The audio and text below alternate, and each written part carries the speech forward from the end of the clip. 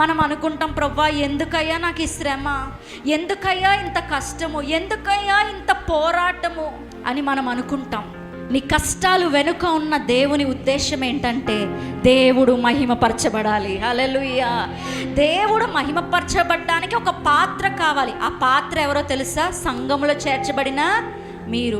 ఊర్లో అందరూ బాగున్నారు, ఏ కష్టాలు లేవు, మందిరానికి వస్తాను, పాటలు పాడతాను, వాక్యం వింటాను, నాకెందుకు ఈ కష్టాలు అంటే దేవుని మహిమ కొరకు ఒక పాత్ర కావాలి. ఆ పాత్ర ఏ పాత్ర తెలుసా?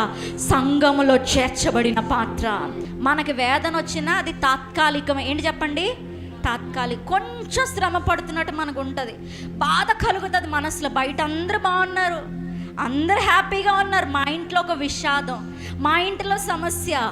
కానీ ఈ సమయంలోనే నువ్వు నిరీక్షణ తెచ్చుకో. ఏంటంటే నా దేవుడు మహిమపరచబడ్డాయే పాత్రను నేను, నన్ను వాడుకునే నా దేవుడికి మహిమ. నాకు ఈ శ్రమ వస్తేనే ఆయనకి ఏం కలుగుతుంది?